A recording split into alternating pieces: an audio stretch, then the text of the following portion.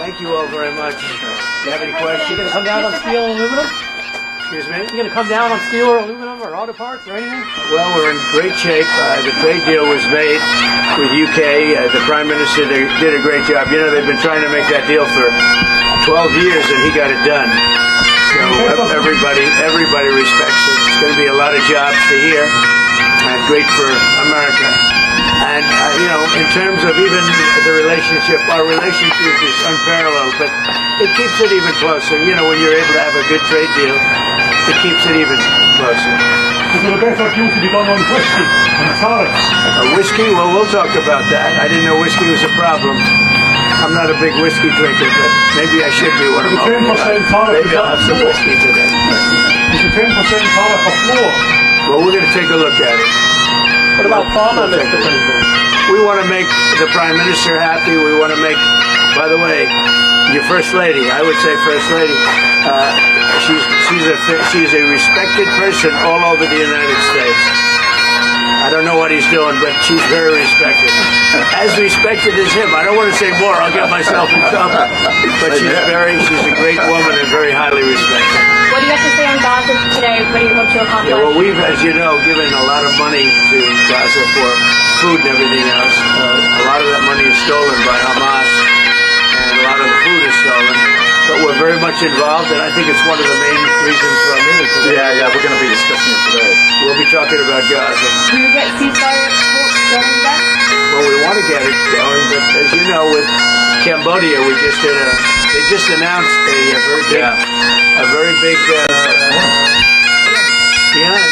peace. That was going to be a very bad war, and so we're honored we got involved, and it's essentially settled. I think they're going to be settling it today, so it went for a few days. That was going to go on for years. That could have gone on for years. Millions of people could have been killed. We ended the war, and we're very happy about it. The Prime Minister says that recognising the Palestinian state will be a concrete step towards a lasting peace. Do you agree with his position? Well, I'm not going to take a position. I don't mind him taking a position. I'm looking for getting people fed right now. For me, that's the number one position.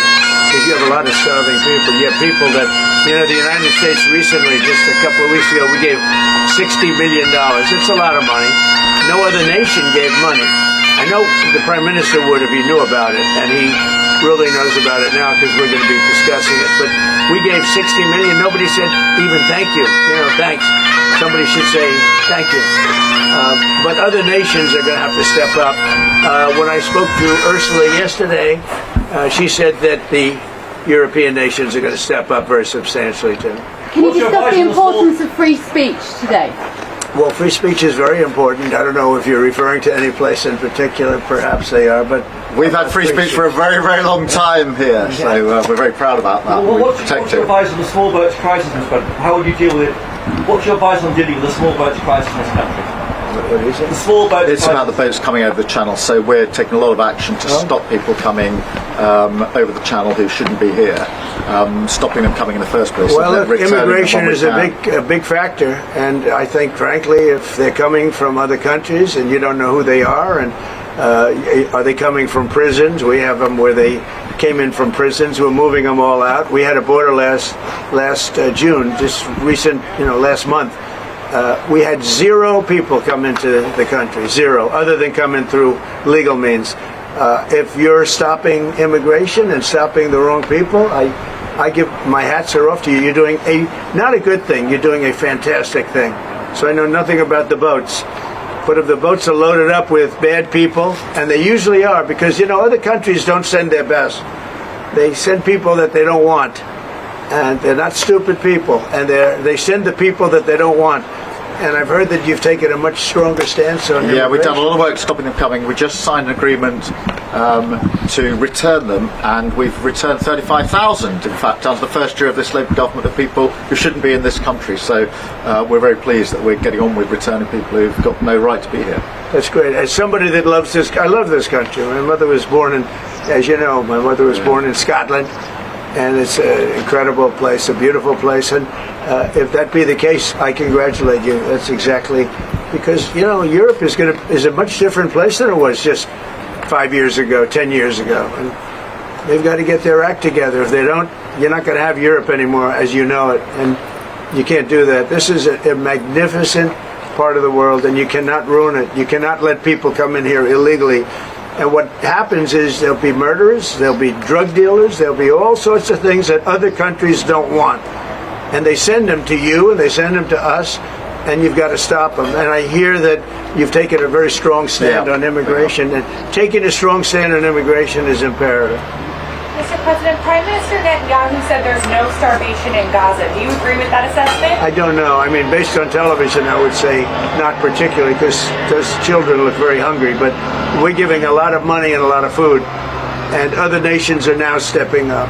I know that this nation is, right? It's here. a humanitarian crisis. Right. It's an absolute catastrophe. You Nobody wants to see that, and I think people in Britain are revolted at seeing what they're seeing on their screens. So we've got to get to that ceasefire, and thank you, Mr. President, for leading on that, and also to just get more and more aid in. And again, America's done a lot on this. A lot of countries have done a lot. We're now working with Jordan on getting direct aid drops in. But this is a desperate situation. Are you going Do you think Israel has done all it can do to avoid civilian casualties in Gaza? Well, I think nobody's done anything great over there. The whole place is a mess. It'll get straightened out, but it's a mess. They have to get food and meantime, food and safety right now. And ultimately, look, Hamas did a horrible thing, and they paid a big price, but Hamas did a horrible thing. But I always said, when you get down to the last 20 or 10, they're down to 20. We got a lot of hostages out, and you helped us, by the way. Yeah. But we got a lot of hostages out over the last 6 months that I've been in. I've been in office for 6 months now. And these hostages have been, many of them have come to the Oval Office and they've thanked me so profusely. I said, you don't have to thank me. I did what I have to do. But I always said, when you get down to the final 20, they won't release them because that's like their shield. Very unfair. And so something's going to have to be done. And they were really unwilling to talk. But I've said that. When you get down to the final 10 or 20, it turns out to be 20. I thought that would be the number. I said, they're not going to be dealing with us. And, many of the hostages are now dead, you know that. And parents come up to me, a woman came up to me 2 weeks ago. She just wants her son back. And I said, how's he doing? My son's dead, sir, but he's with them, and we want the body. She wanted the body of this young boy, of her young, beautiful son, just as much as if he were alive. It was just as important. There was no difference. And it's a tragic situation, frankly. But we get a lot out, and now possibly the fight will have to be a little bit different, but they have totally changed now. They don't want to give hostages. Very unfair. You have 20 living people, in this case living. You have many dead people, too, that they want to get a out. long time as well. Yeah, they have 20 living people, and I told Israel, I told Bibi that you're going to have to now maybe do it a different way. Do you think a ceasefire is even possible, Mr. President? Yeah, a ceasefire is possible, but you have to get it. You have to end it. You're talking about with Israel. You're talking about there, because we have many ceasefires going on. The whole world is. If I weren't around, you'd have right now 6 major wars going on. India would be fighting with Pakistan. You see what we just did yesterday with 2 nations that we're trading with.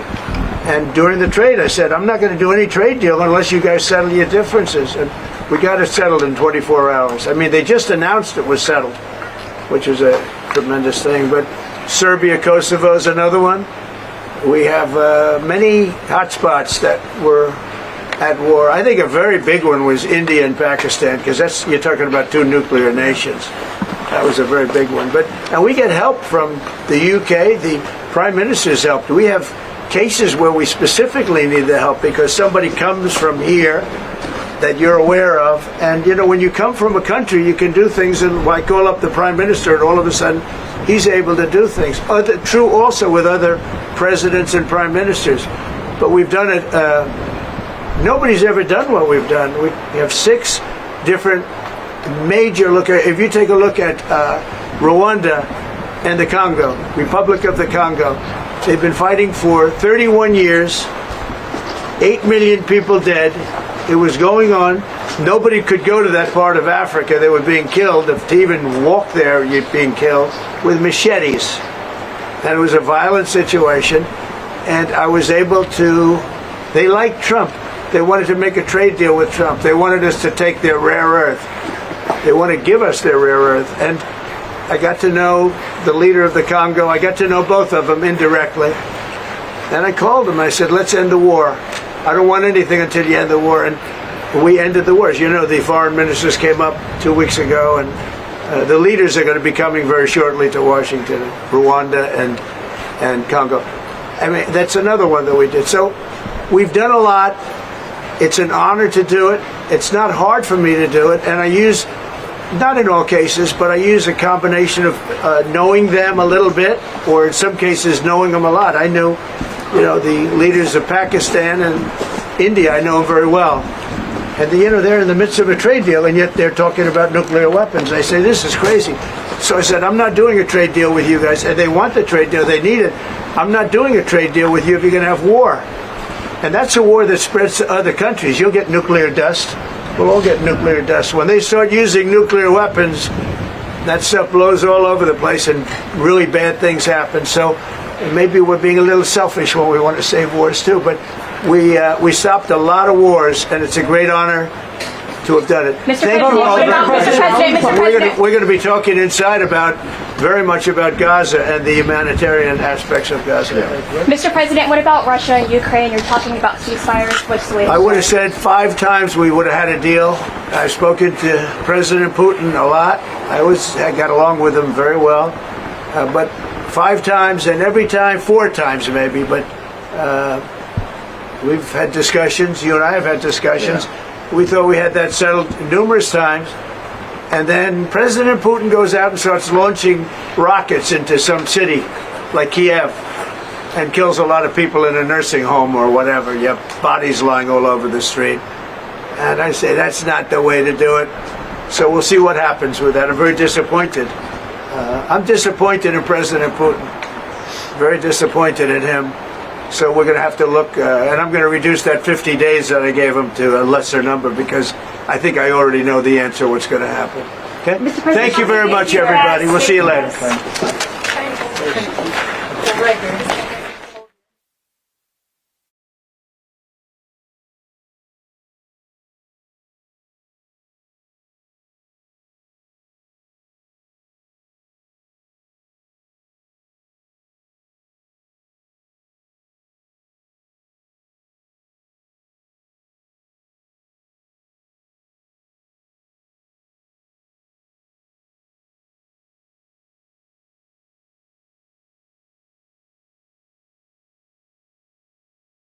Would you like to say that? Well, let me welcome you, Mr. President, to Scotland, and fantastic to be here at Turnberry with you. Thank you so much for showing us around and having this opportunity to sit in this fantastic ballroom, which is absolutely incredible, and to start talking about some of the issues that are most pressing in your country, in my country, and in particular, we've had the opportunity to talk about the situation in Gaza and the intolerable situation, including images of starvation. And I think both of us know that we have to get to that ceasefire and we have to increase humanitarian aid in. And thank you for what you've already been doing, are doing, and are committed to, because without you, this would not be capable of resolution. And I think that if we can work not just on the pressing issues of the ceasefire, but also on this issue of getting humanitarian aid in at volume, at speed, and then we've discussed a plan for what then happens afterwards. I think we can do our very best to alleviate what is an awful situation at the moment. So thank you very much for the discussion we've had so far and the discussion we're about to continue on that really important issue. But it's fantastic to be here. Thank you for your hospitality and to see this amazing golf course. I'll invite you to a football ground at some stage and we can exchange sports.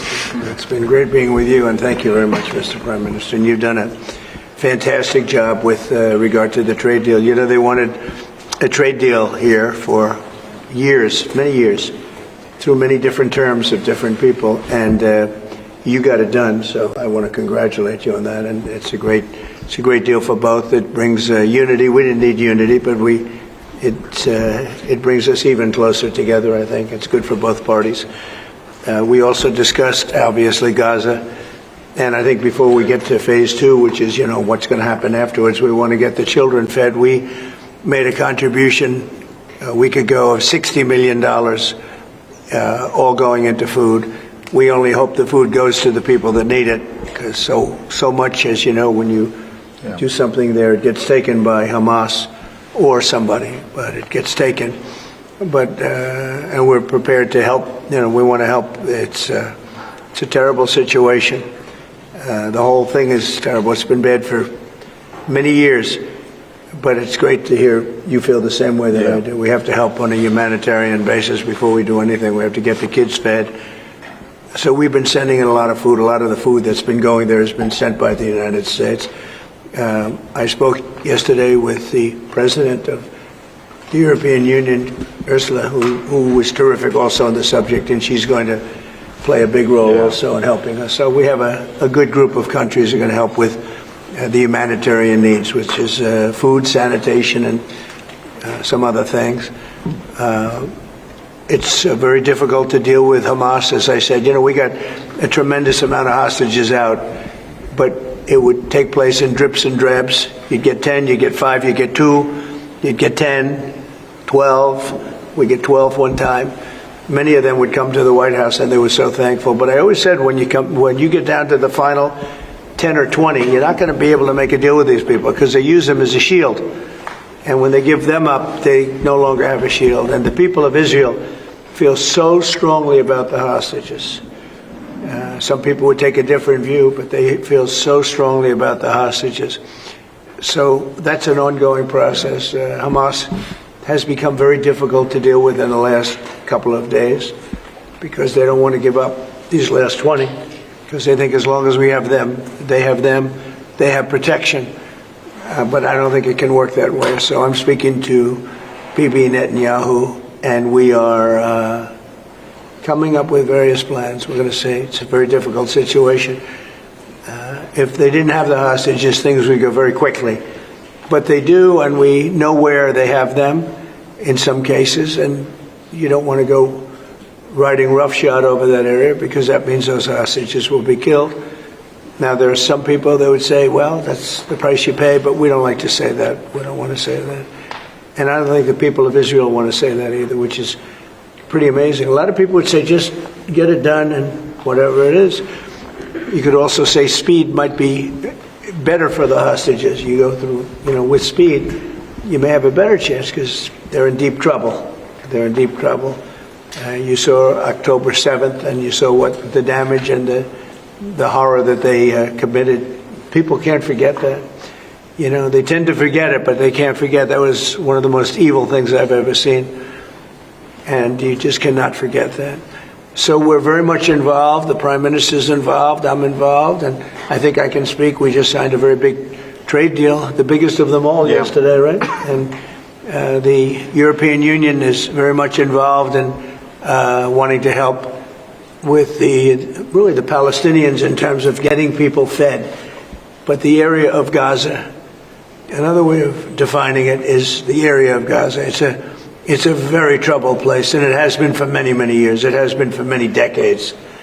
So it's not like this just happened. This has been going on for a long period of time. So that's it. Our hearts are in the right place. We have some good news because the recent war that you just saw, they just announced, I see, the newest of the 5, now this would be 6 that we've stopped. I've stopped 6 wars in the last, I'm averaging about a war a month, but the last 3 were very close together. India and Pakistan and a lot of them. Congo was just done, Rwanda was just done. But you probably know, I won't go into it very much because I don't know the final numbers yet. I don't know.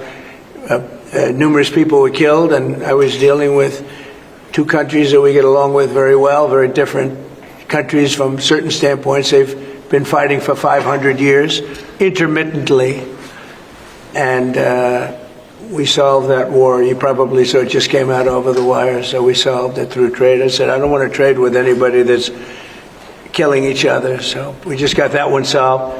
And I'm going to call the 2 prime ministers who I got along with very, very well and speak to them right after this meeting and congratulate them. But it was an honor to be involved, and that was going to be a very nasty war. Those wars have been very, very nasty. So we've done a lot of good work. We've had great support from the Prime Minister anytime we needed help, anytime we needed any form of support. You've been there. We appreciate it very much. And we're going to continue onward. We do have to take care of the humanitarian needs on what they used to call the Gaza Strip. You don't hear that line too much anymore. You don't hear the Gaza Strip. But it is the Gaza Strip. And it's amazing that it's not being handled a little bit differently. We're going to set up food centers and we're going to do it in conjunction with some very good people, and we're going to supply funds. And we just took in trillions of dollars. We've got a lot of money, and we're going to spend a little money on some food. And other nations are joining us. I know your nation's joining us, and we have all of the European nations joining us, and others also have called, and they want to be helpful. So we're going to set up food centers where the people can walk in, and no boundaries. We're not going to have fences, and they can't. They see the food from 30 you would say yards away, and they see the food. It's all there, but nobody's at it because they have fences set up that nobody can even get it. It's crazy what's going on over there. So we're going to work very closely together with your country, a great country. We also discussed inside that we are, there's a whole new thing happening with regard to energy from nuclear.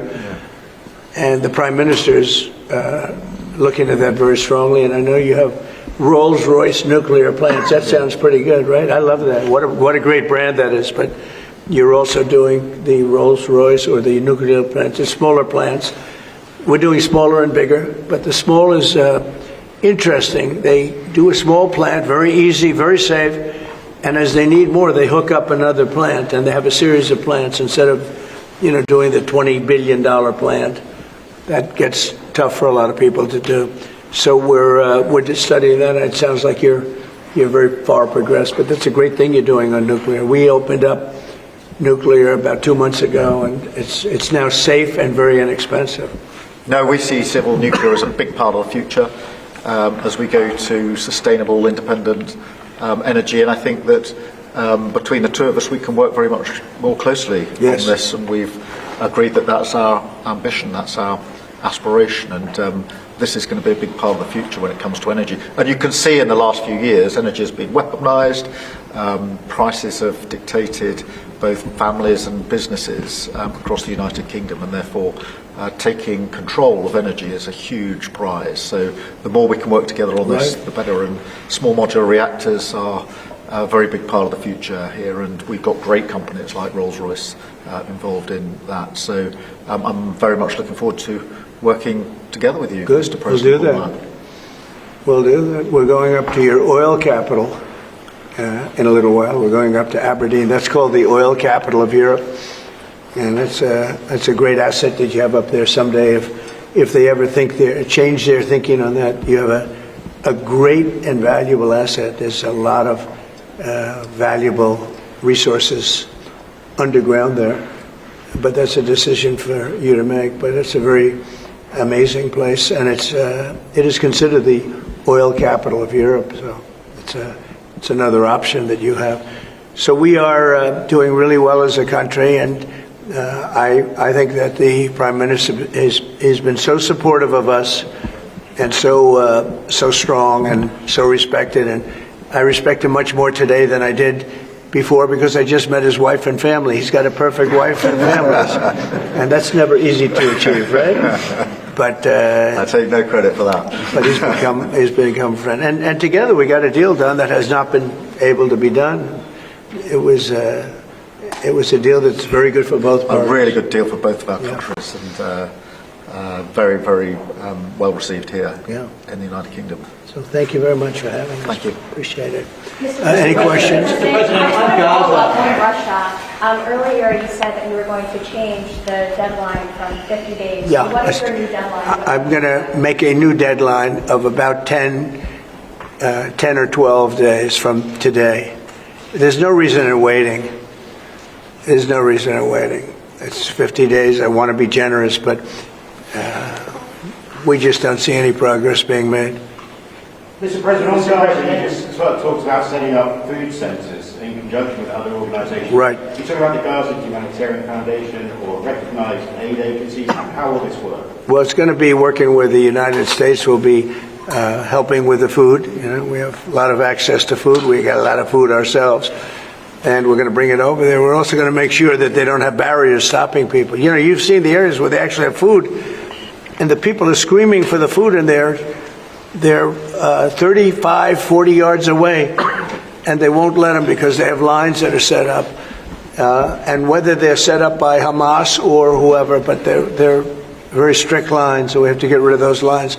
But we're going to be getting some good, strong food. We can save a lot of people. I mean, some of those kids that's real starvation stuff. I see it, and you can't fake that. So we're going to be even more involved. We did some airlifts before, some airdrops, and the people are running for it. And the Prime Minister is going to help us. They're very effective with that. You've done that before, and for many, they've done that for 100 years very well. So it's not very hard to do, actually. Yes. Mr. President, you say you love Scotland. You're the most Scottish president ever in the White House. Is there a better deal to be done for Scotland, for Scottish industry, in the deal that you've done with the Prime Minister? Whisky, for example. Well, I have great love for Scotland. You know, my mother loved Scotland, and she loved the Queen. I don't know, I might hurt myself by saying that the monarchists are going to like it, some other people, but she loved the Queen. Whenever the Queen was on television, she wanted to watch. And she would come back religiously. She'd come back to Scotland once a year with my sister Marion, primarily, and sometimes my sister Elizabeth also. But they love this part of the world. And, you know, we're talking about the Isle of Lewis. We're talking about serious Scotland. That's serious Scotland. There was no doubt about it. So, yeah, it gives me a feeling, you know, it's different. You go to another country, you have no relationship to it. You got to, like maybe the head of the country or something. But it's different when your mother was born here, Stornoway. Right in Stornoway, a beautiful little place. So is there a better deal to be done for Scotland, for whisky, for example?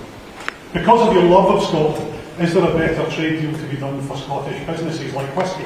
Well, I assume when we do our trade deal overall, a lot of it comes to Scotland, I hope. Maybe all of it should go to Scotland. It's a very good deal for the whole United Kingdom.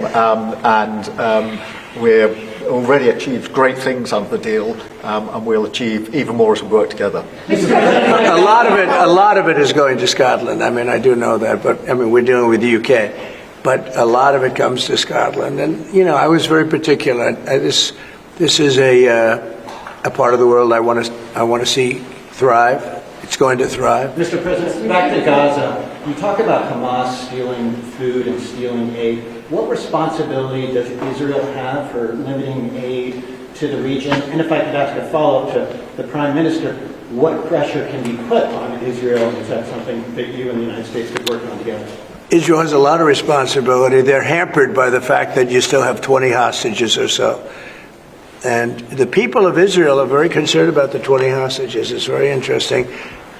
You could say they could be more concerned about retribution than the 20 hostages, but they really want the 20 hostages to survive and live to make it. You know, many of the hostages came to my office in the Oval Office, and I was amazed I would ask them the question, was there any sign of love? Was there any sign of, when you were a hostage and you have all of these people from Hamas around you, sometimes 100, sometimes 10, sometimes 2, but you're a hostage and you're being stored in a pipe. It's not even really, a cave, or it's a pipe, a little pipe. And some said they didn't think they were going to make it because they were losing air. There wasn't enough air, and they'd open up the pipe just in time, but they didn't do it on purpose. They just happened to open it. They got lucky. But I said, did they ever wink at you and say, like, don't worry, you're going to be okay? Did they ever give you some extra food, even if it was a piece of bread? Did they ever give you anything during that time? And some were there for 400 or 500 days now, right? It's a long time, a year and a half, more than that. And not one person said there was any love from anybody. You know, in other words, you have hundreds of people, and you see it in the movies where somebody's a prisoner and somebody's helping. You even see it with Germany, where people would be let into a house and live in an attic in secret. You know, you'd see signs of some. I said, did you see anything like, did they wink at you? Did they say, don't worry, you're going to be okay? I ask that question all the time. I've never received one answer that said, yeah, they really wanted to help. No, the hatred is just incredible. But so on the access to food issue, what more can Israel do? And again, to the Prime Minister as well. Well, I think Israel can do a lot.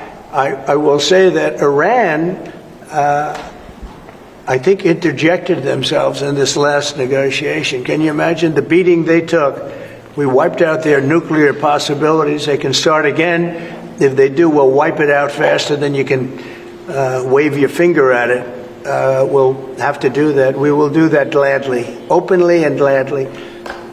They've been saying, Iran's been sending out bad signals, I'll tell you. For a country that just got wiped out, they've been sending very bad signals, very nasty signals.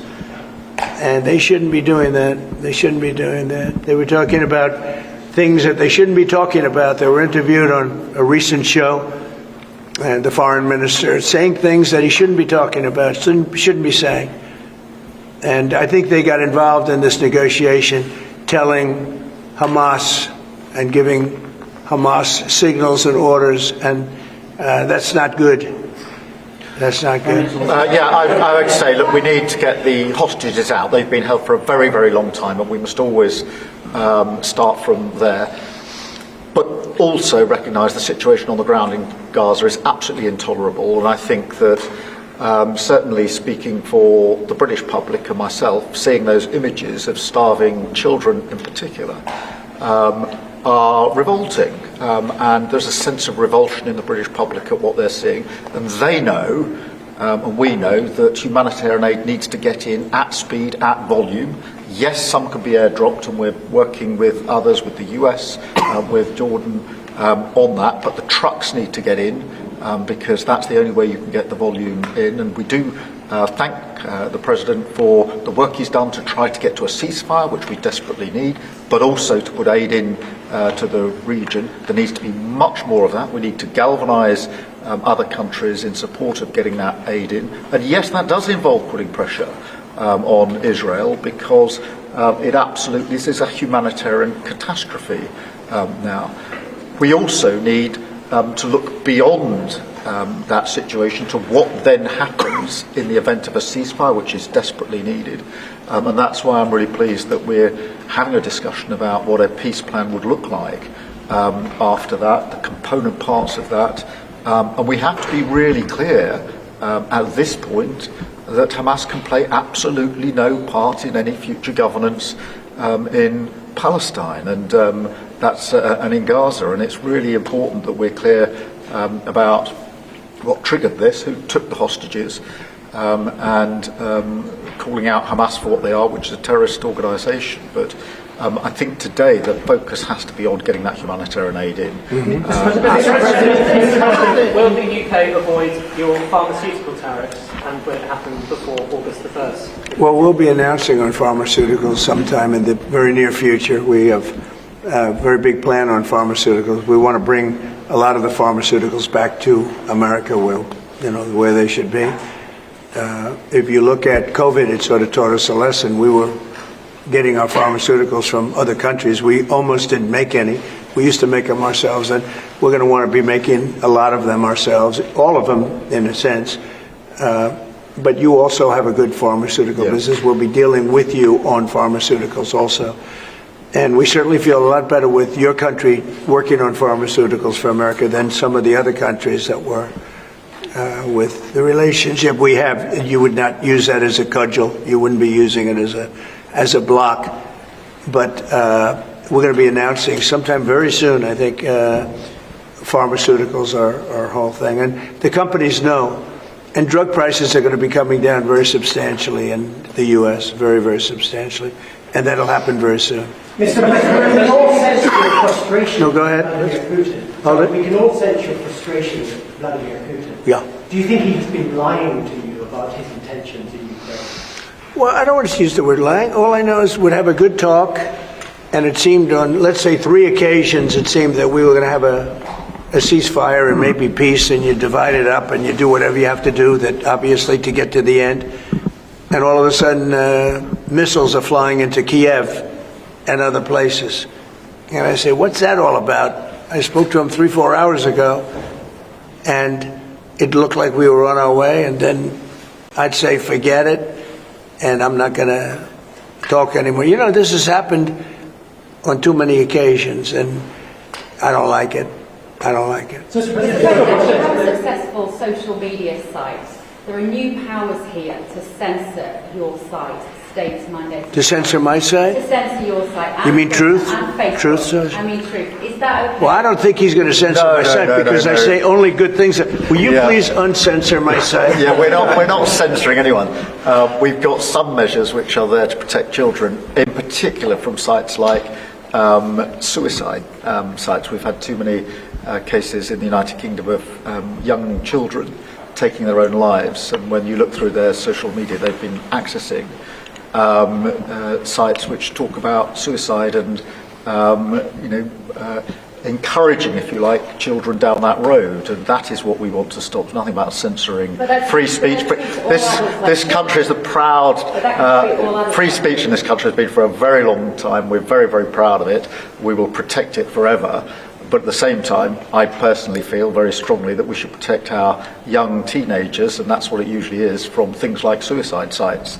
I don't see that as a free speech issue. I see that as a child protection issue. We actually passed a bill in Congress, headed up by my wife, actually, which was to pull bad stuff out having to do with children, because it is a problem.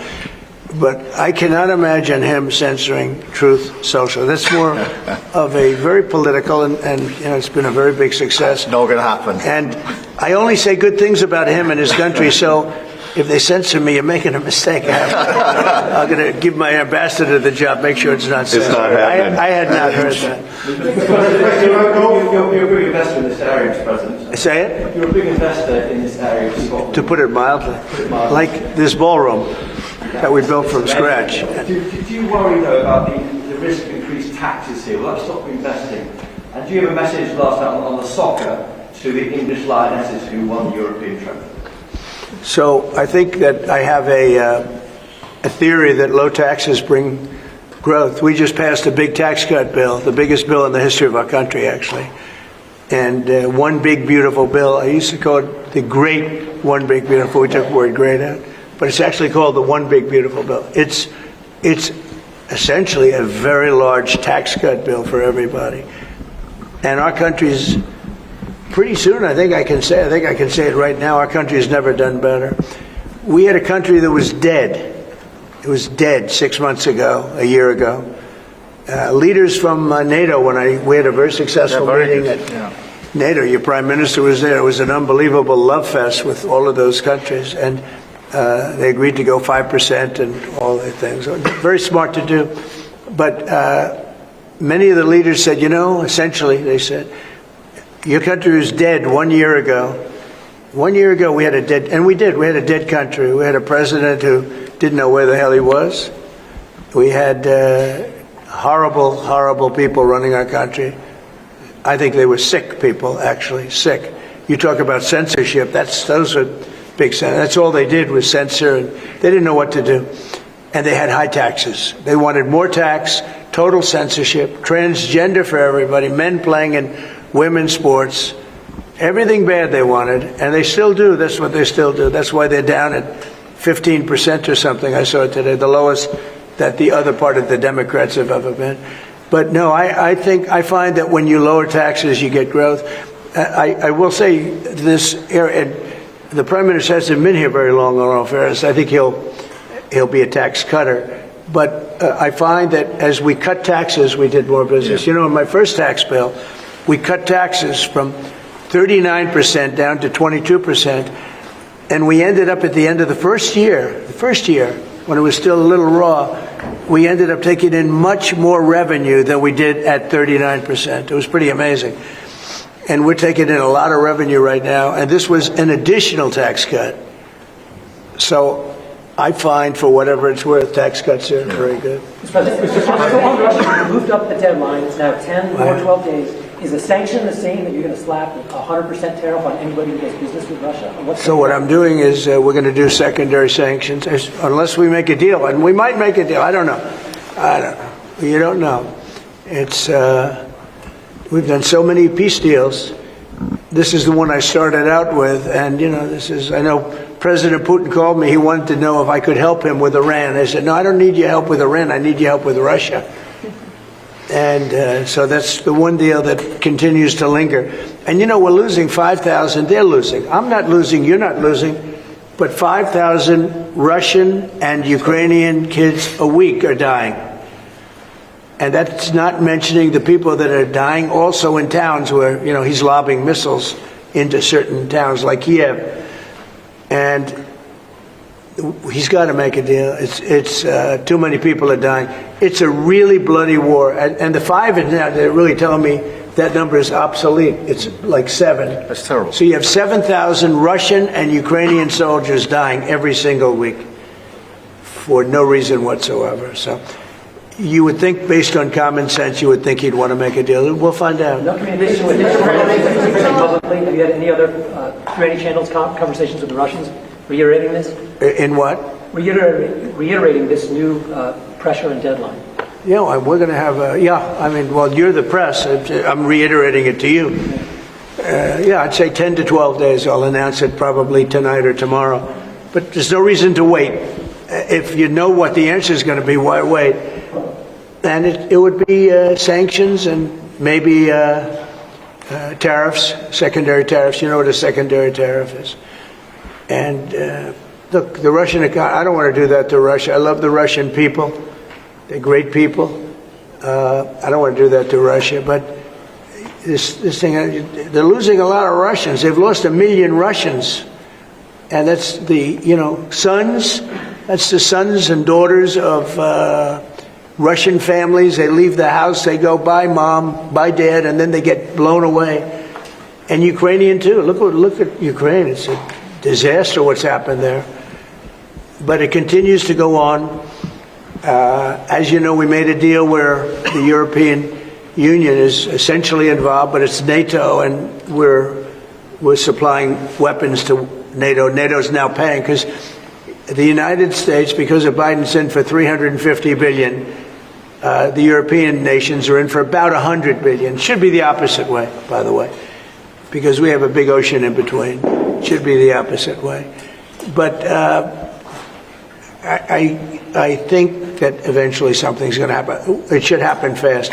So many people are dying.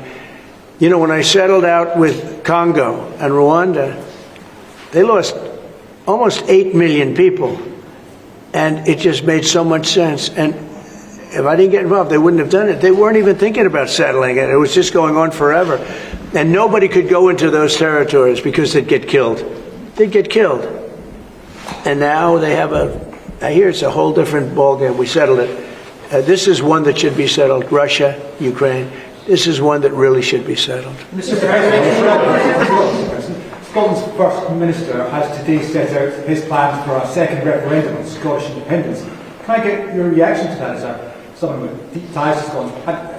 Prime Minister, can I also get your thoughts on that? If the SNP do win a majority in next year's election, then they have the right to hold the referendum. Well, I don't want to get involved in your politics. We got enough politics of our own. I will say that I predicted what was going to happen the last time. You remember, I was opening the first course over at Aberdeen, and I was over here, and at the same time, and they asked me that question. I made a prediction. It was the day before the vote, and I made it correct. I like to be correct, but I made a correct prediction. I don't know. I do say that when they made that deal, somebody said that it was, and I remember this very distinctly. I said, could they do this all the time?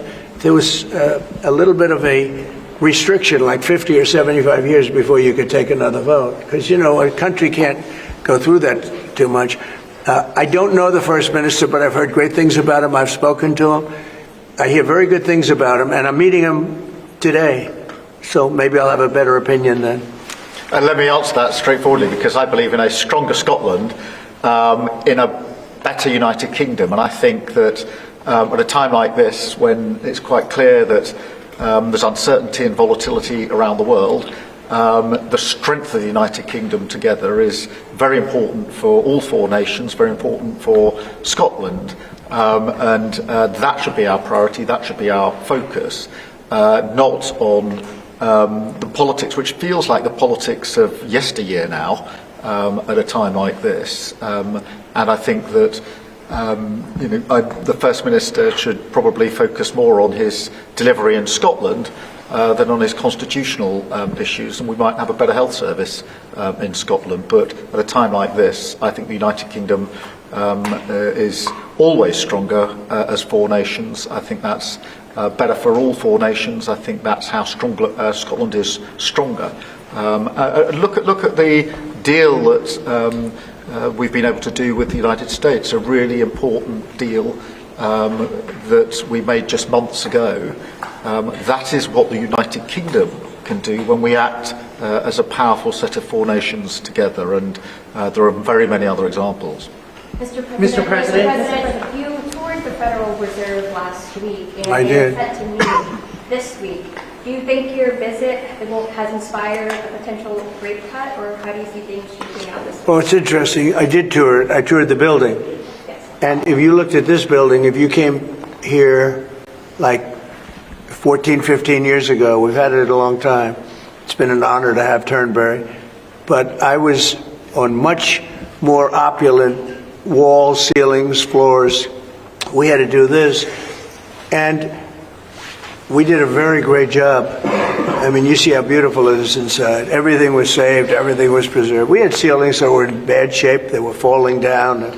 You know, it's very old. Wasn't properly maintained. Now it's brand new and beautiful. And we saved everything. If you really think here, you took a look and you were sort of commenting the coloring. Now, this is a brand new building. But if you look outside, it's equally opulent and beautiful. And we didn't do that by spending, hundreds of millions of dollars in surrounding a railing underneath the area that you're painting. I mean, I've never seen anything like it. Brand new, beautiful plywood, very expensive, wrapped around a figurine or a railing to preserve it. But you don't have to do that. You can just wrap a cloth, they call it a blanket, and you don't even have to do that if you're careful when you're doing the ceiling.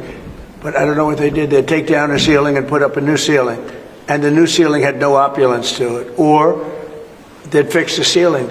But I would say that all I need is a good plaster and a can of paint. And they spent $3.9 billion, and I spent a lot of money too, but it's I'd say 3.8 billion less, meaning I spent probably $100 million making this place incredible. And you were saying a lot of that was local trades. I used local we trades. were looking at the windows, I think, in the next room. I had local trades to a lot of this. We have the most opulent windows next door, and I had a choice. Do I take them out? And they've suffered through 125 years of storms. You have very big storms in this area. When you have a storm, you have a storm. We do it properly. And they made it, barely, but they were in bad shape. So I had some local people come up and we looked at them. You have some great craftsmen here, I think is what you're getting at. And they said, sir, honestly, they've had it. We can copy it and do it much better. And they did. If you take a look at the windows in the various dining rooms, they're magnificent. And they're new. And they're much better looking than what was there. Same exact look, other than a much higher quality. But do you foresee a rate cut? And they're local people. I use a lot of your local people. You have really great local tradesmen here. Yes. But do you foresee a rate cut this week? Do you expect a rate cut? Yeah, meaning a tax cut? No. Do you expect the Fed to cut rates this week? I think he has to. You had 11 cuts. In Europe, they had 11 cuts. In other places, they had 10 or 11 cuts. And we had none, but I'm not going to say anything bad. We're doing so well, even without the rate cut. With the rate cut, it would be better. It affects our housing a little bit. Look, we should be 3 points lower. Each point is $360 billion. Can you imagine that? That's big numbers. Each point, 1 point of cut, is the equivalent of $360 billion in savings. That's big stuff, Those are big numbers in the U.S. Everything's big. He should cut. A smart person would cut. He leaves very soon, so it's like one of those things. But I'll miss him greatly. So will you I'll miss him. On Turnberry, if I may, have you or will you enlist the Prime Minister in your effort to bring the opium back to Turnberry? And Prime Minister, you described this beautiful course. Do you agree with the President that it's time to bring the opium back to Turnberry? Well, as you know, that's not a matter directly for me. That's for the sporting authorities. But look, I mean, it is first time I've been here. It's absolutely magnificent, both inside and out, and looking at the courses itself and the building. It's incredible. But the decision on the Open is not a decision for me, as you'll understand. I should just pick up on the earlier question, because I, for one, will say congratulations to the Lionesses. Last night, our women's football team won the Euros, defended the Euros, I should say, It's a big story. which was a really big success, and the mental and physical resilience that they showed was quite incredible. So it's a big deal. There's a lot of bunting out today and tomorrow to celebrate them bringing that cup home.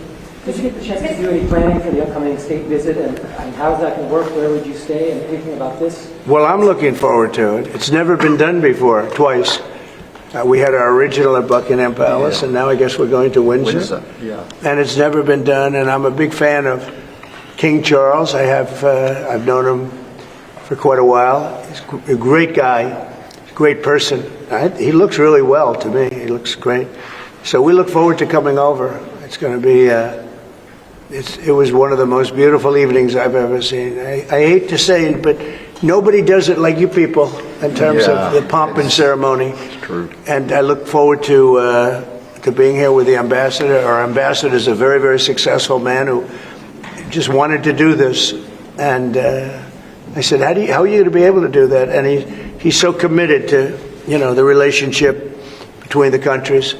But he's a very great guy and a very, very successful man. So I very much thank you for doing this. Thank you for the honors. Mr. President, will you go to London, or are you worried it's no longer about? About what? Will you visit London during the state visit? I will.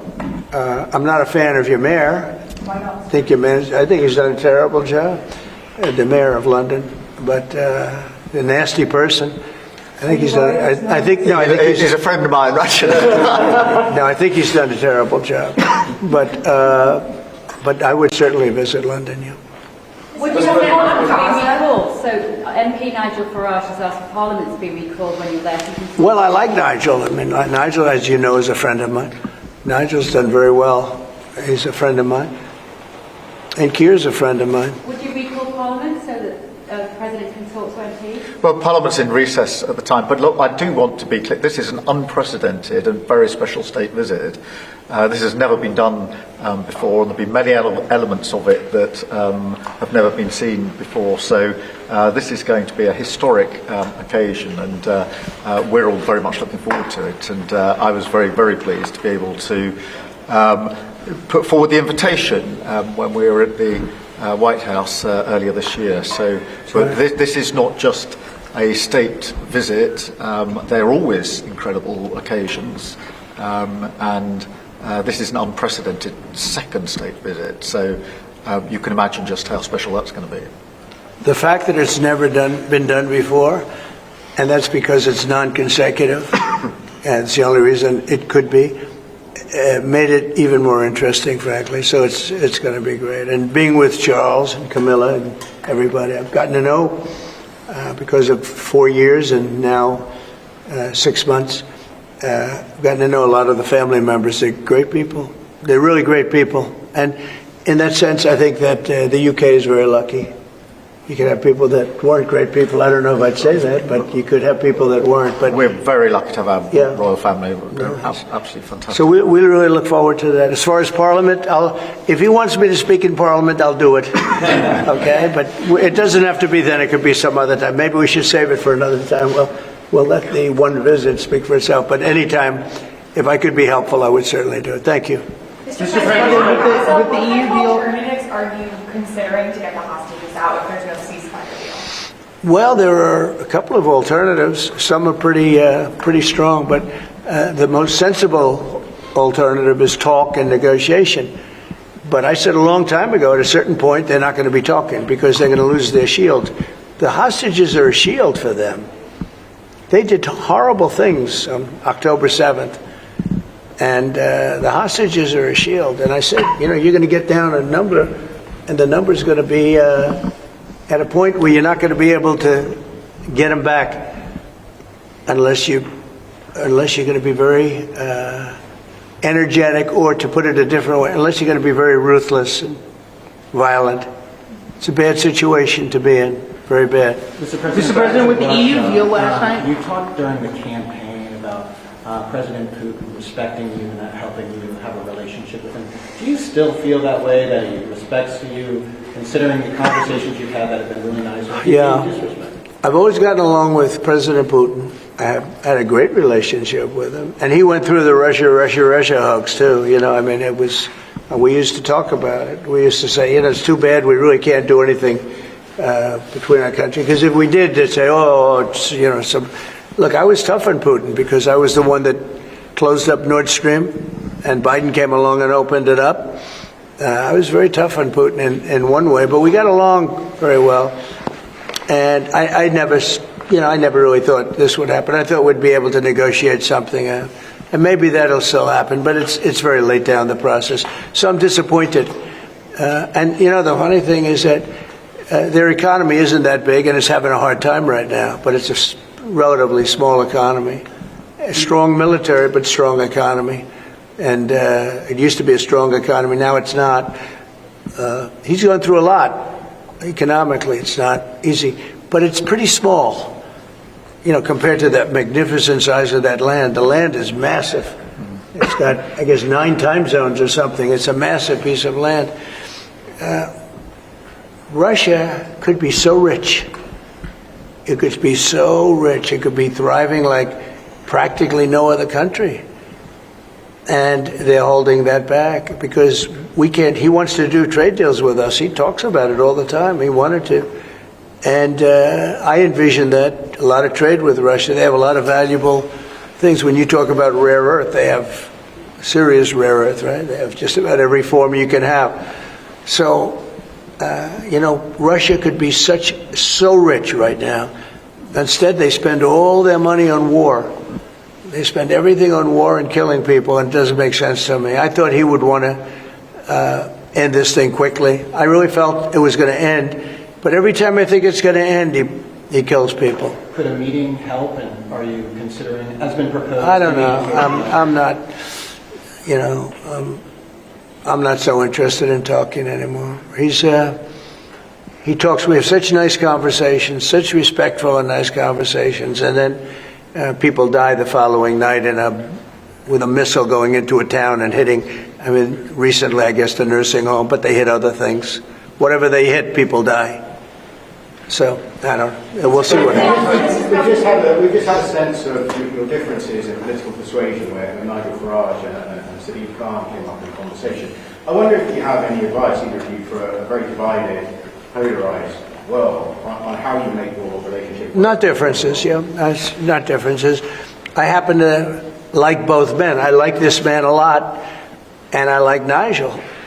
And, I don't know the politics over here. I don't know where they stand. I would say one is slightly liberal, not that liberal, slightly, and the other one is slightly conservative. But they're both good men.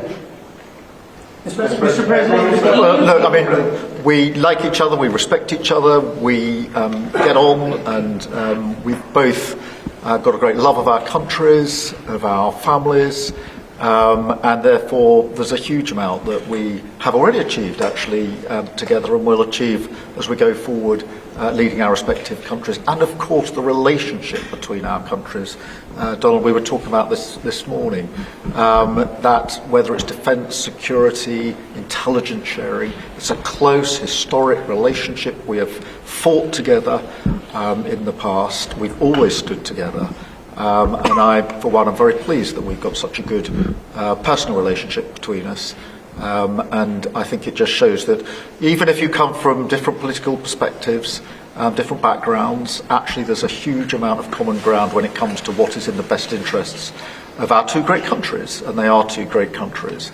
And I think that because we focus on what's best for our countries, we get along very well, and I'm very pleased that that's the case. Mr. President. Well, I do know he wants to cut taxes as much as he can. And, politics is pretty simple. I assume there's a thing going on between you and Nigel, and it's okay. It's two parties. But generally speaking, the one who cuts taxes the most, the one who gives you the lowest energy prices and the best kind of energy, the one that keeps you out of wars, he's kept you out of wars, but the one that keeps you out of wars, you have a few basics, and you can go back 1,000 years, 1,000,000 years, whoever does these things, but low taxes, keep us safe, keep us out of wars, no crime, stop the crime, and in your case, a big immigration component, because I know that your attitude has become strong on immigration, strong on the toughness of immigration. But I think whoever's going to be, I think I won because we had a lousy president, to be honest with you. We had an incompetent president. But I won because I was very strong on immigration. Now, we had inflation. We had sort of a bad economy with this guy. We had a lot of problems. But I focused on immigration more than I did anything else. And I think I won because of immigration. I think I won because of the border. I had a bad border where millions of people were coming in to our country illegally. And as you know, in last month, 0 people came into our country illegally, 0.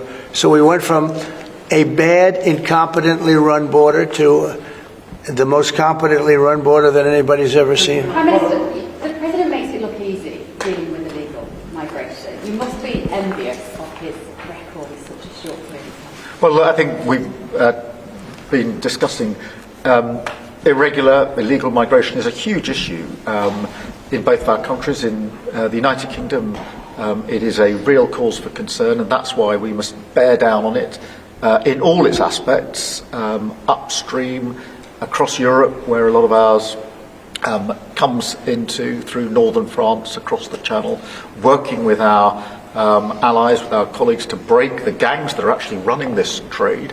But equally being very strong that when people have arrived in this country who've got no right to be here, then we should be removing them to their own country. And that's why I'm really pleased that we've been able to focus on this very intensely and get 35,000 people out of the United Kingdom who had no right to be here. Because the message has to be, you can't make your way to the United Kingdom. We won't tolerate our rules being broken, and if you get here, you will be returned to where you came from. And it's really important that we bear down on that. We're such an attractive place for people to come because they want a better life, because we are on the People coming via the rules are always welcome. Of course, we've welcomed talent and people into this country for centuries, literally. But what the British people will not tolerate is those that break the rules, those that come through irregular routes, and that's the really important distinction here.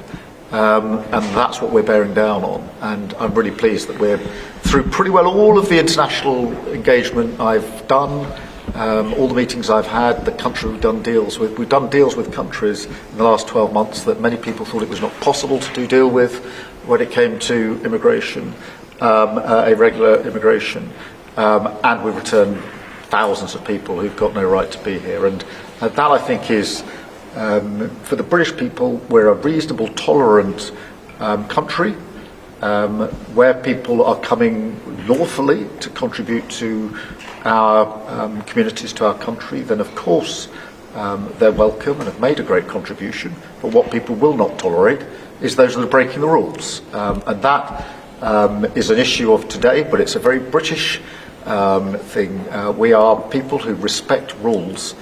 We don't approve of those that break rules.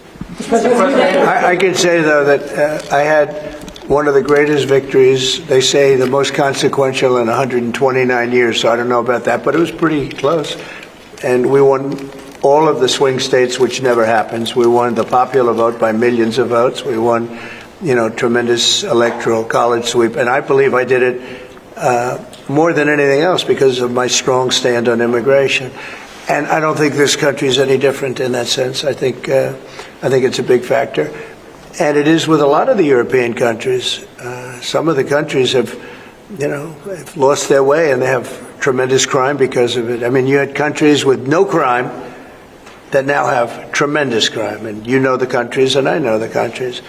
And so I think it's a huge factor in any election, not just this election, but in any election. I think the one that's toughest and most competent on immigration is going to win the election. But then you add low taxes and you add the economy. He did a great thing with the economy because a lot of money is going to come in because of the deal that was made. But I think that immigration is now bigger than ever before. Mr. President, your Treasury Secretary is meeting with Chinese trade officials. Right now. Right now. Have you received an update? Do you expect a deal when these talks are over, especially with the August 1st deadline? No, they're meeting right now. And, we have a good relationship with China. But China's tough. And like you're tough, we're all tough, yes. But we're going to see what happens. We just concluded our deal with Japan. It was very good for everybody. We're making, great deals. We're making deals that are good for us, but we want them to be good for everybody. It's important. It's sometimes I'll do something that I shouldn't do because it's not very important for our country, but it's very meaningful for the country on the other side. And I'll let them have that point because it's very important for them. So I don't know, but we've made a lot of deals in the last couple of months. And then ultimately, as you might as well know, we're going to because we have, you have 200 countries, more. But people don't know that. You got a lot of countries. And I wouldn't want to sit down with 200 people and have to deal the way he was calling me all the time. We want this, we got to have that. These are tough negotiators. These are, look, they're smart people, they're tough negotiators. They know what they want. And, but we're going to be setting a tariff for essentially the rest of the world. And that's what they're going to pay if they want to do business in the United States. Because you can't sit down and make 200 deals. But we've made the big ones. We just finished Indonesia. They opened up their country. We just finished Japan. They opened up their country. Japan opened up the country. They were totally closed. They opened up to our cars, even to rice. Rice was a big deal. They would never take anybody else's rice. They're taking rice. But they opened up their country. Philippines, we just finished. They opened up their country. They were very closed. I'd love to see China open up their country. So we're dealing with China right now, as we speak.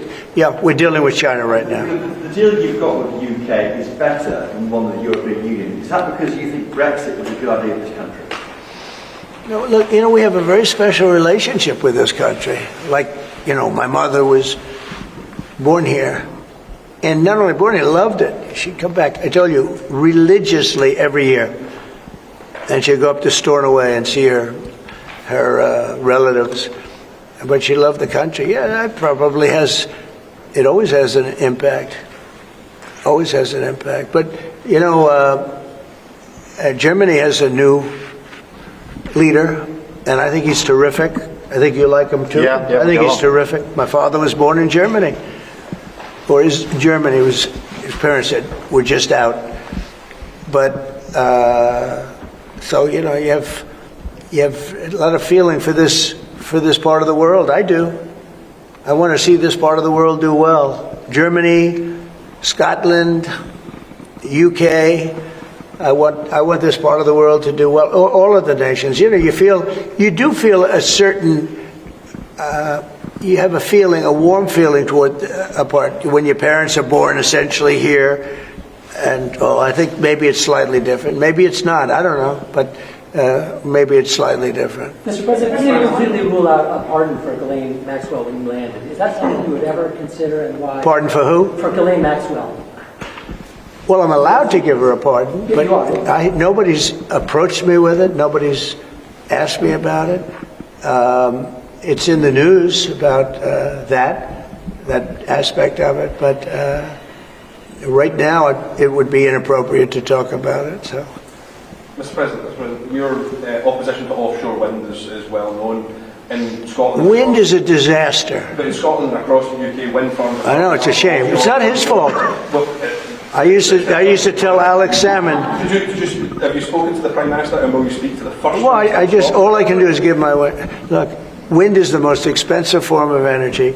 and it destroys the beauty of your fields and your plains and your waterways. And look out there. There's no windmills. But if you look in another direction, you see windmills. When we go to Aberdeen, you'll see some of the ugliest windmills you've ever seen. They're the height of a 50-story building. And you can take 1,000 times more energy out of a hole in the ground this big. This big. It's called oil and gas. And you have it there, the North Sea. This big, that nobody would even see. You can take 1,000 times more power because the wind is intermittent, it doesn't work, it's extremely expensive. All the windmills are made in China. They used to be Germany and China, now they're mostly in China. They all come out of China. They say that the blades, which are carbon fiber, you can't bury. Oh, okay, you can't bury. What are you going to do, dump them in the ocean someplace? Because they only last a certain period of time. And remember, a windmill has a life of 8 years, especially when they're out in the salty sea and they start to rot and to rust. You're going to have to replace them. It's very hard to replace them.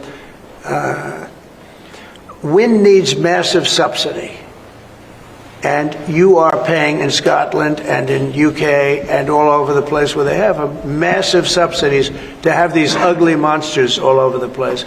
So I've restricted windmills in the United States. Now, a couple we have, the poor stupid people at the beginning, they approved them, so they have their full approvals. But I've restricted windmills in the United States because they also kill all your birds. They wipe out. It's interesting. If you shoot a bald eagle in the United States, they put you in jail for 5 years. And yet windmills knock out hundreds of them. They don't do anything. You've explained that. So it's a very expensive energy. It's a very ugly energy. And we won't allow it in the United States. So we believe in a mix. And obviously oil and gas is going to be with us for a very long time. And that'll be part of the mix. But also wind, solar, increasingly nuclear, which is what we've been discussing this morning, civil nuclear as we go forward. The most important thing for the United Kingdom is that we have control of our energy and we have energy independence and security, because at the moment, whatever the attributes and facilities in the North Sea, that is sold onto the international market. We buy it back off the international market. That was a historic mistake in my view. But what we need is a mix so that we get the energy security that we need for the future, and that's the focus of everything that we're doing. But what we have discussed today is that the energy prices are too high, which is why we recently took measures to reduce the energy prices, particularly for energy-intensive businesses. But in the long run, the only way to reduce your energy prices is to take control of your energy, and that's what we're doing, taking control of our energy. Mr. President, our King Charles, who you're a great friend of, is a big fan of eco-projects, windmills, as you call them. Is he wrong? So King Charles is an environmentalist, I will tell you. And I say that in a positive way, not a negative way. And every time I've met with him, he talked about the environment, how important it is. And I'm all for it. I think that's great. King Charles, more than anything else, loves the country. But I got to know him very well. He truly is an environmentalist. He wants clean air, clean water, all of the things that we all want.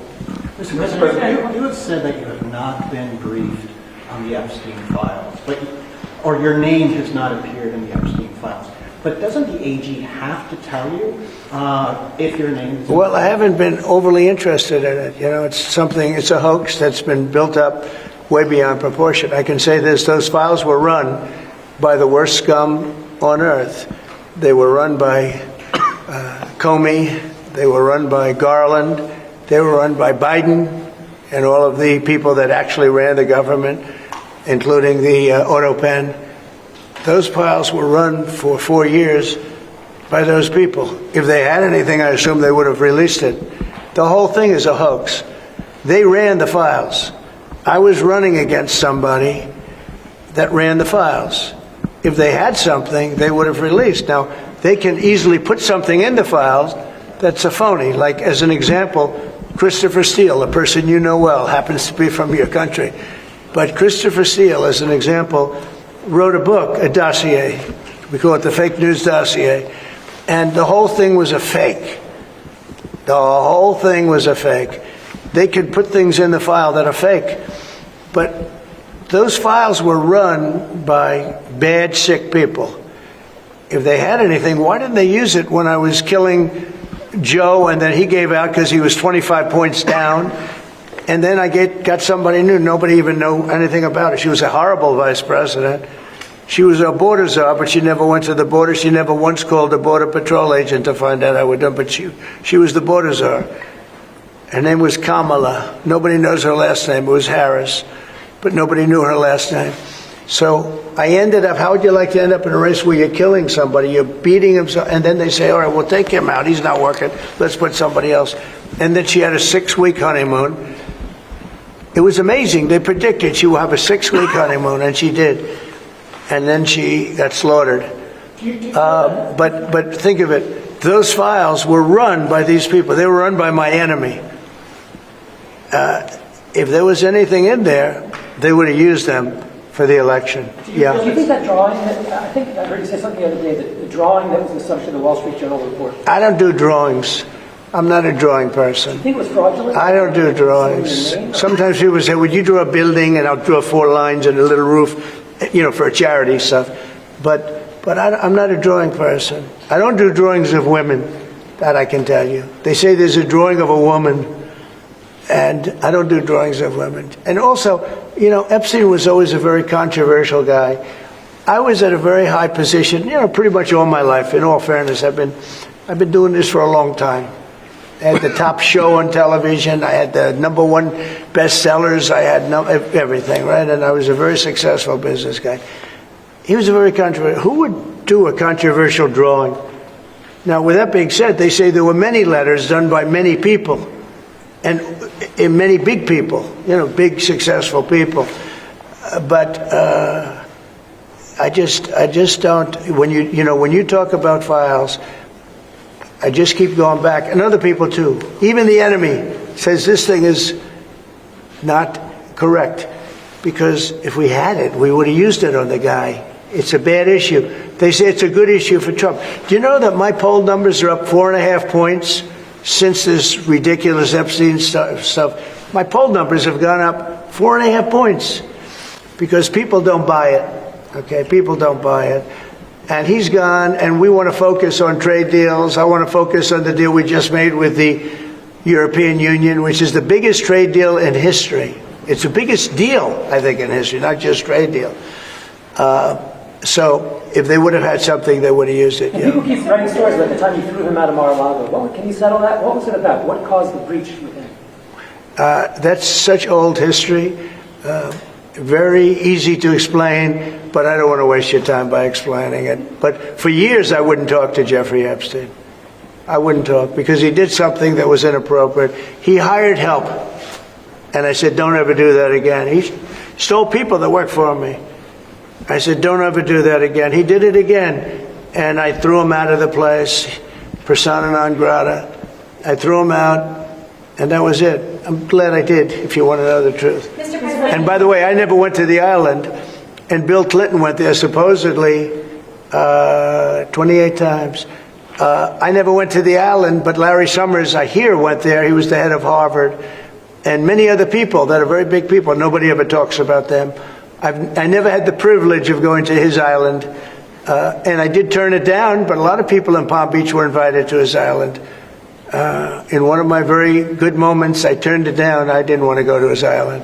Yeah. Mr. President, on Gaza, next time you speak to Netanyahu, what will you ask him to do? Say what louder? Next time you speak to Netanyahu, what will you ask him to do? Well, I'm going to say, look, we're giving money and we're giving food, but we're over here and we're over in the United States, and I think I can speak for the Prime Minister. We're giving money and things. He's got to sort of like run it. What should he do? Well, I want them to make sure they get the food. Open. I want to make sure they get the food, every ounce of food. I think you want the same absolutely. thing. It's an absolute point. Because that food isn't being delivered, Mr. President, or at least all of it. you said you were going to set essentially a tariff for the rest of the world. For the world. What percent will that tariff be? I would say it'll be somewhere in the 15 to 20% range. So maybe 15 or 20 or? No, I said, I sort of know, but I just want to be nice. I would say in the range of 15 to 20%. Could you also, you might operate to UK steel? Probably one of those two numbers. It's not, but UK and steel aluminum makers here are worried about the tariffs. Will you do anything to help them here? Aluminum? And steel. You're a pretty big aluminum maker. Yeah, that's already covered in the deal that we've agreed. So we're just doing the implementation of that. But Mr. President, when will that come down from 25% to 0? You mean on the overall on the world? On steel and aluminum from Britain, it's 25. Well, we're going to know pretty soon. We're going to have it pretty soon. Mr. President, You have no idea that these people are tough negotiators, okay? But we're a big buyer of steel. But we're going to make our own steel, and we're going to make our own aluminum for the most part. But we buy a lot of aluminum from right here, and a lot of steel too. Yeah. Who are you with? Who are you with? Because you're asking such a nice question. GB News, Bertrand from GB News. Very good. They're lucky. We have a lot of unhappy farmers in this country at the moment, and I'm sure the Prime Minister won't thank me for raising this. We've had changes to inheritance tax, which mean a lot of farmers feel they're going to lose their farms when they die or their cars die. How important are farms to a country? You mean they're going to lose the farm because of estate taxes? Correct. So what I've done... They pay so much, they're cash poor, but they have great... I know. Well, they're cash poor. They're land rich and cash poor. A lot of people are... I've had that too. Sometimes I'm land rich and cash... Sometimes I'm cash rich and land poor. I like it both ways, but as I get older, I like the more conservative route. So I did something that I don't know if you can do, but it was great. I love our farmers. As you know, in our tax bill, we have a clause that's very important. We were losing a lot of farms to the banks because a loving mother and father would die and left their farm to their children or their child, but their children, their family. And they loved their family and they thought they were doing them a favor, but they had a 50% tax to pay. So the land would get valued and at a high number, because some of the farms were valuable, but they didn't, they couldn't quantify it. And they'd go out and borrow money to pay the estate tax or the death tax, as it's called. And they'd overextend and they'd lose the farm. And they'd commit suicide in many cases. We're seeing that. No. Our levels are nowhere near 50%. They're not. We've just introduced where it's paid over many years. Works out. Well, that's good. An extra 2% a year over 10 years. So it's not at those levels by any stretch of the imagination. But the other thing that we've done, as you know, is make sure that we've got a pathway for farmers that actually increases their year-on-year income, which is the most important thing. And in all of the deals that we do, we ensure that our farmers are the central focus for much of it, particularly on the agriculture, including in the US deal, because I don't think we can go on for years saying that it's acceptable for farmers to have a year-on-year income which isn't sufficient. We've got to fix that problem. We can't simply live with that problem, so it's a very different situation. Well, we ended the estate tax. There is no estate tax on farmers. So when a parent leaves their farm, because again, a lot of these farms, they don't make a lot of money, but it's a way of life, and they love their way of life, and they love that dirt. That dirt is the most beautiful thing they've ever seen. They love it. I mean, they're farmers. They love doing it. They don't know how to do anything else, but they don't want to do anything else. I speak to farmers. I say, "Would you like to live in my penthouse in Manhattan? It's always beautiful." "No, sir. I want this farm." Now, what happens is, we were losing a lot of people to suicide. They'd borrow money to pay the estate tax, and they were not able to pay it. And some banks are ruthless; they wouldn't do anything, and they would end up committing suicide. We have totally ended the estate tax in those situations, so there's no estate tax. So when a parent leaves the farm to the kids, they don't have to worry about their local, possibly unfriendly banker coming in and stealing their farm. Back to migration, one of the hot issues in Britain is migrants being housed in hotels and people in the local communities not feeling safe. Is that an appropriate place to house migrants? I don't like anything about it. They shouldn't be allowed in. Anybody illegally should not be allowed in the country. Thank you all very much. Thank you.